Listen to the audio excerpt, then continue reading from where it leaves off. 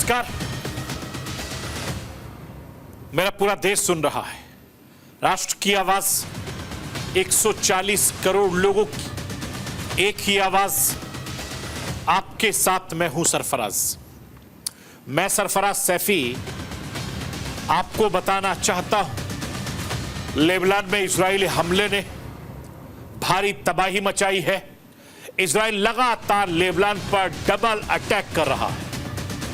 Israeli air strike के साथ south Lebanon में जमीनी अभियान तेज कर दिया गया है। इजराइल ने नॉनस्टॉप हमलों से बेरूत को धुआं धुआं कर दिया है और हिजबुल्लाह के एक एक ठिकानों को तबाह कर दिया है। हिजबुल्लाह भी इजराइल पर लगातार रॉकेट से हमला कर रहा है। यह जंग हर दिन एक के बाद एक खतरनाक होती जा रही है। 2 दिन पहले इजराइल के प्रधानमंत्री ने लेबनान को चेतावनी दी थी कि हिजबुल्लाह को देश से खदेड़ दे, नहीं तो लेबनान को गाजा बना दे। और अब इजरायली सेना लेबनान को गाजा बनाने में लग गई है। इजराइल हिजबुल्लाह के ठिकानों को चुन चुन कर तबाह कर रहा है। आखिर इजराइल के ग्राउंड ऑपरेशन के बाद क्या है लेबनान का हाल? आज मैं आपको राष्ट्र की आवाज के जरिए ये बताने, दिखाने, समझाने की कोशिश करूंगा। जिसका डर था अरब में वो ही होने वाला है। ईरान पर फाइनल अटैक के प्लान पर मोहर लग चुकी है। किसी वक्त इजराइल की सेना आसमान से तेहरान में बारूदी वर्षा कर सकती है। इजराइल के रक्षा मंत्री गैलेंट ने इशारों में ईरान के एटमी ठिकानों पर हमले के संकेत दिए। नेतन्याहू ने अमेरिकी राष्ट्रपति जो बाइडेन से बात की है। ईरान पर हमले का प्लान भी अमेरिका को बता दिया है। अमेरिका ने भी हामी भर दी है। अब किसी वक्त ईरान पर बड़ा निशाना साध सकते हैं और यह तय हो चुका है कि ईरान पर कब, कहां, कैसे हमले किए जाएंगे। और यह रिपोर्ट भी है कि अमेरिका ने इजराइल के लिए खतरा बन चुकी इजरायली सत्ता को उखाड़ फेंकने का ब्लूप्रिंट तैयार कर लिया है। आखिर क्या है ब्लूप्रिंट? मैं आज आपको राष्ट्र की आवाज के जरिए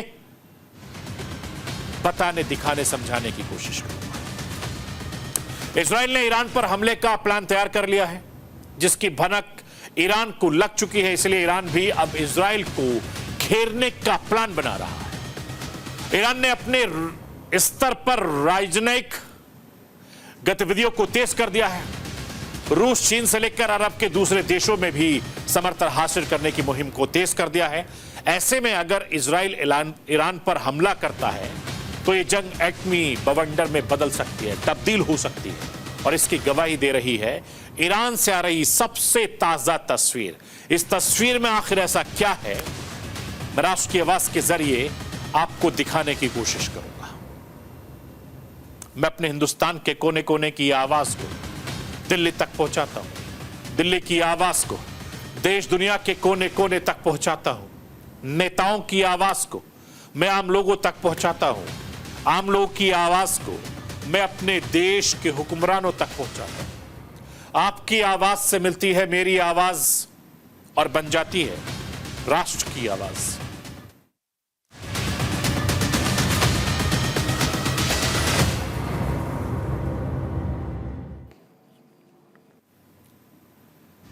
लेबनान में चल रही लड़ाई और ज्यादा खतरनाक होती जा रही है।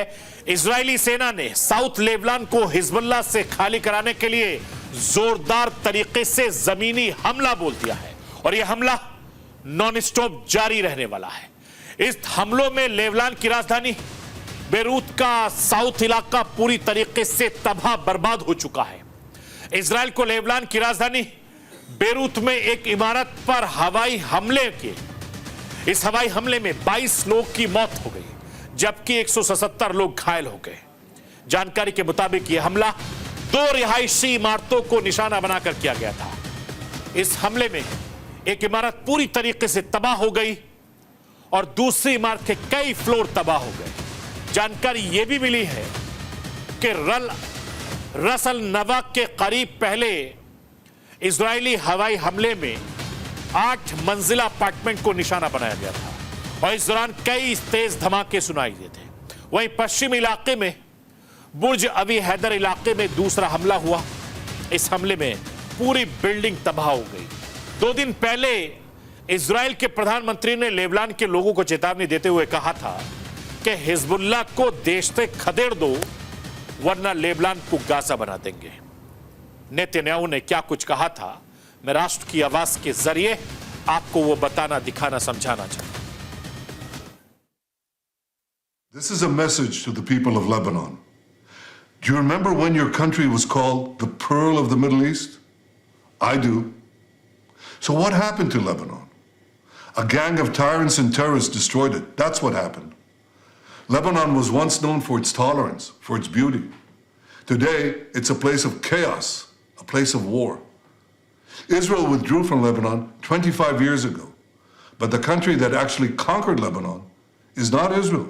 It's Iran. Iran, which finances and arms Hezbollah to serve Iran's interests at Lebanon's expense. Hezbollah has turned Lebanon into a stockpile of ammunition and weapons and a forward Iranian military base. Just one day after the October 7th massacre a year ago, Hezbollah joined the war against Israel. It launched an unprovoked attack on our cities and on our citizens. It has since fired over 8,000 missiles at Israel, killing civilians without distinctions, Jews, Christians, Muslims, and Druze. Israel has decided to put an end to this. We've decided to do whatever is necessary to return our people safely to their homes. Israel has a right to defend itself. Israel also has a right to win. मैं आपको यह बताना चाहता हूं कि बीते 1 साल से हिजबुल्लाह और इजराइल के बीच संघर्ष जारी है। इजराइल गाजा में हमास को तबाह करने के बाद हिजबुल्लाह पर टूट पड़ा है। इजराइल ने 23 सितंबर से लेबनान में हिजबुल्लाह के खिलाफ फुल फ्लेज वॉर की शुरुआत की थी, जिसके बाद 30 सितंबर से लेबनान में ग्राउंड ऑपरेशन की शुरुआत की गई।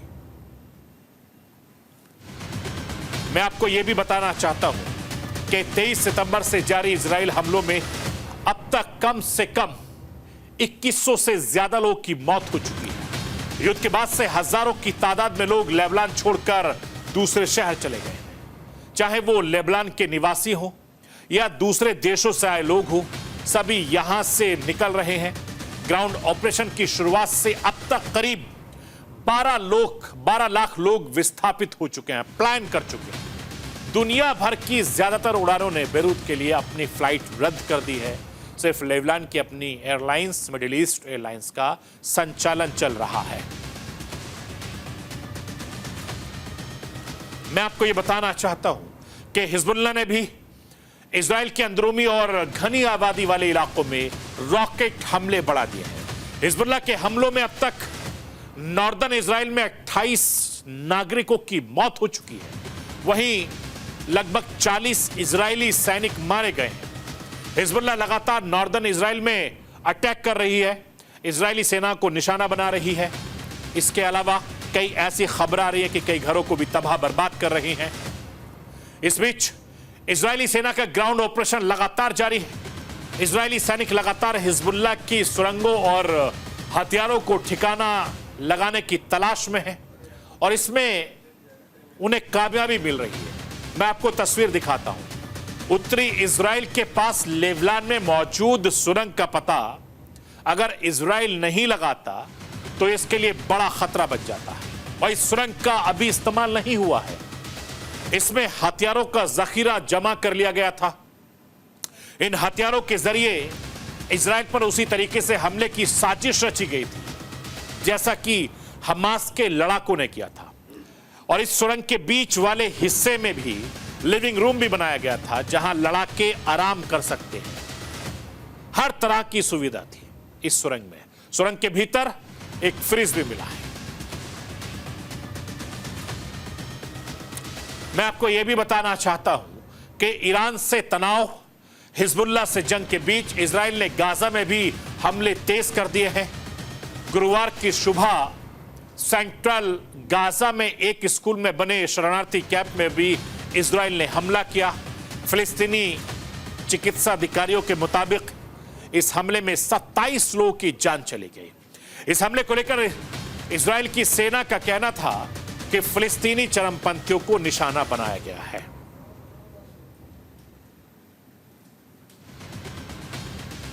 मैं आपको यह बताना चाहता हूं कि 1 अक्टूबर को ईरान ने इजराइल पर 200 बैलिस्टिक मिसाइल दागकर भले ही पूरी दुनिया को चौंका दिया हो, लेकिन अब खबर आ रही है कि इजराइल अब ईरान का गाजा और लेबनान से भी बुरा हाल करने वाला है। 1 अक्टूबर को ईरान के हमले के बाद भी इजराइल में एक ऐसे हमले की तैयारी चल रही है जिसके बारे में दुनिया को अंदाजा नहीं है। इजराइली प्रधानमंत्री नेतन्याहू ईरान पर हमला कराने को लेकर अमेरिकी राष्ट्रपति जो बाइडेन से भी बातचीत कर ली है। इस बातचीत के बाद इजराइल के रक्षा मंत्री गैलेंट ने ईरान पर हमले का ऐसा इशारा किया है जिससे पूरे मिडिल ईस्ट में हड़कंप मच गया और दावा यह किया जा रहा है कि इजराइल के इस हमले की भनक मिलने के बाद से ईरान के सुप्रीम लीडर खमेनेई की रातों की नींद उड़ गई है। अब जरा ये जान लीजिए कि इजराइल के रक्षा मंत्री गैलेंट ने आखिर ऐसा क्या कह दिया, वो राष्ट्र की आवाज के जरिए मैं आपको दिखाना और बताना चाहता हूं।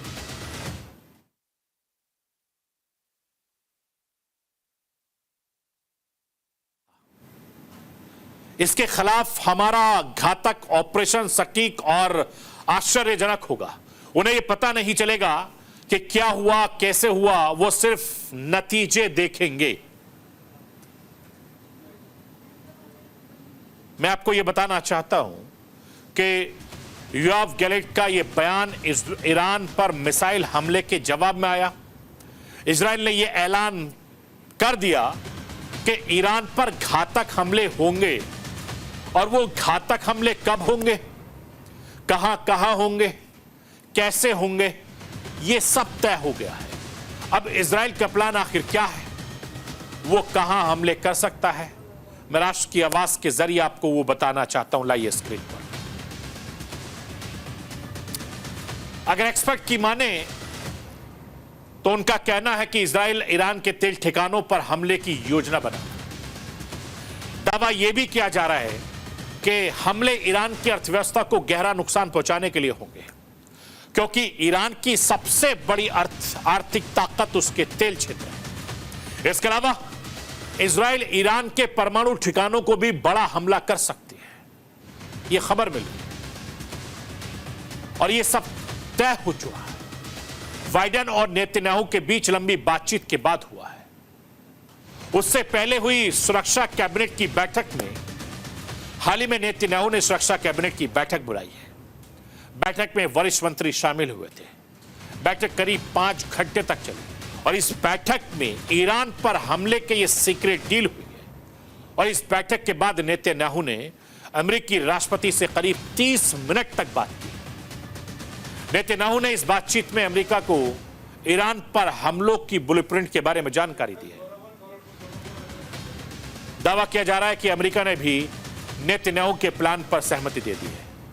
हालांकि दावा यह भी किया जा रहा है कि अमेरिका ने ईरान के परमाणु ठिकानों पर हमले के लिए इजराइल को हरी झंडी दी।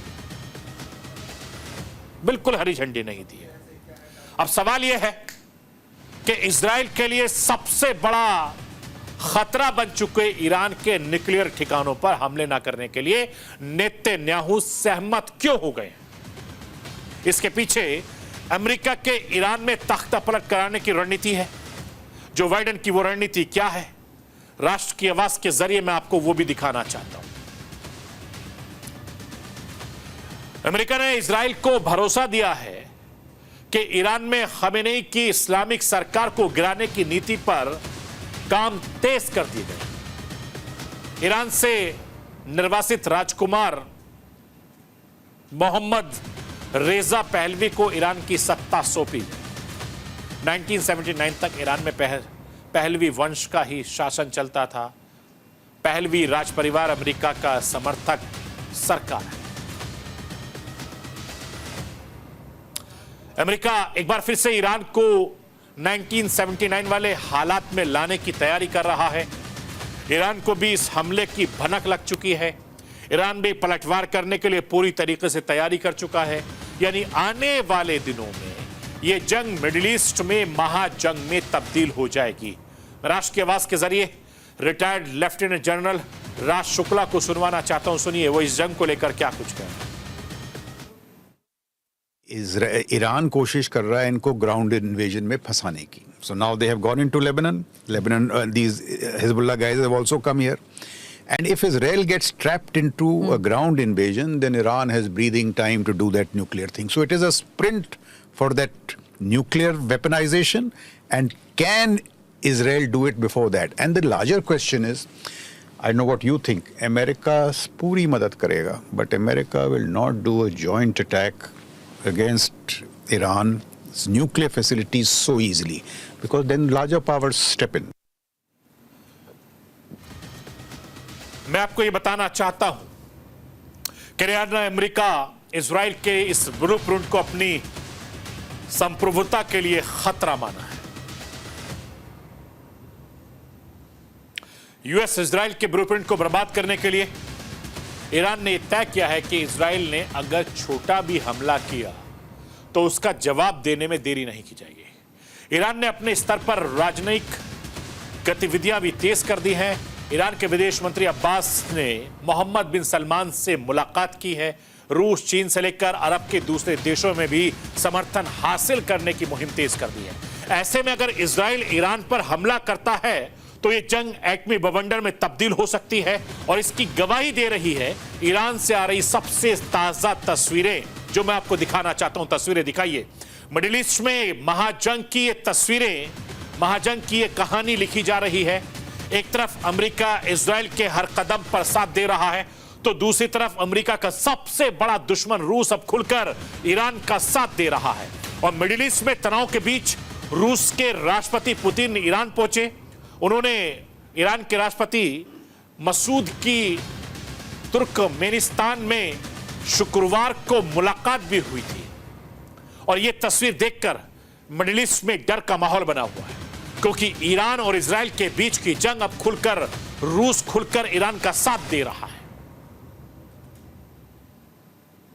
मैं आपको यह बताना चाहता हूं कि इस जंग में भी इजराइल अब तक भारी पड़ रहा था, क्योंकि इजराइल के साथ अमेरिका से लेकर कई देश खुले तौर पर उसका समर्थन कर रहे थे, लेकिन ईरान के साथ अब तक इस जंग में कोई भी देश खुले तौर पर शामिल नहीं हुआ था। अब पुतिन के साथ भी लगातार यह मुलाकात मिडिल ईस्ट में जंग की तस्वीर को बदल सकती है, और दावा यह किया जा रहा है कि इस मुलाकात के बाद रूस ईरान को खुले तौर पर समर्थन का ऐलान कर सकता है। अब रूस के समर्थन का मतलब यह है कि इजराइल जो पहले ही लेबनान, फिलिस्तीन, यमन से अलग अलग मोर्चों पर जंग लड़ रहा था, उसे अब ईरान के साथ नए मोर्चे पर जंग करनी होगी। और दावा यह भी क्या है कि खुद जंग के मोर्चे पर रूस फंसा हुआ है। क्या ईरान की मदद करेगा? रूस पहले से ही करीब 2.5 साल से यूक्रेन से जंग लड़ रहा था। दावा यह भी किया जा रहा है कि रूस के पास खुद हथियारों की कमी है, और खुद रूस कई बार चीन को उत्तर कोरिया से हथियारों की मदद भी मांग चुका है। ये तमाम ऐसे दावे हैं जिसके चलते लगातार डर का माहौल बना हुआ है। इन सवालों के बीच ईरान की कितनी मदद रूस कर पाएगा, यह कहना भी जल्दबाजी होगा, मुश्किल होगा। लेकिन एक बात तो तय है, जो रूस कभी ईरान का दुश्मन था, वही रूस अब जंग के इस दौर में अमेरिका जैसे सुपर पावर से बदला लेने के लिए ईरान का साथ दे रहा है। दोनों ही देश पश्चिमी देशों के खिलाफ हैं। रूस और अमेरिका के बीच तनाव दुनिया जानती है। उधर ईरान में भी अमेरिका से संबंध अच्छे नहीं हैं।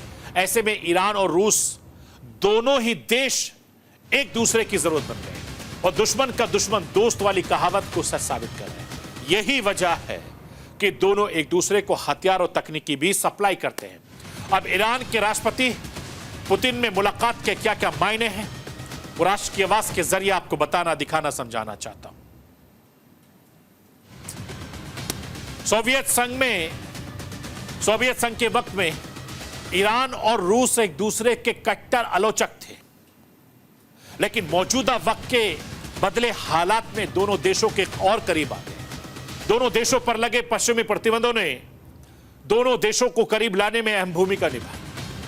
अमेरिकी प्रतिबंधों के चलते ईरान को एक ऐसे ताकतवर देश की जरूरत है जो उन्हें हथियार की सप्लाई कर सके। वहीं यूक्रेन युद्ध के चलते अलग थलग पड़े रूस को भी ईरान के तौर पर एक मजबूत सहयोगी मिला है। मैं आपको यह बताना चाहता हूं कि इस मुलाकात के मायने चाहे जो भी हो, लेकिन मिडिल ईस्ट में जंग के बीच यह मुकाबला काफी ज्यादा अहमियत रखता है और इस मुलाकात के बाद रूस के बारूदी घमासान की आशंका और बढ़ गई है, क्योंकि जिस तरीके से अमेरिका इजराइल ने ईरान पर हमले का प्लान बनाया है, अगर वो प्लान इजराइल हमला करता है तो ईरान भी चुप बैठने वाला नहीं है और इजराइल के बाद ये जंग महाजंग में तब्दील हो जाएगा, जिसमें कई देश आमने सामने होंगे। यानी जंग का माहौल लगातार बना हुआ है। जंग कब छिड़ जाए कोई नहीं जानता, लेकिन हर मुमकिन कोशिश हो रही है कि जंग से किसी तरीके से निपटा जाए। यह थी राष्ट्र की आवाज। बाकी खबरों के लिए आप बने रहिए न्यूज इंडिया के साथ। कल रात 9 बजे फिर होगी मुलाकात।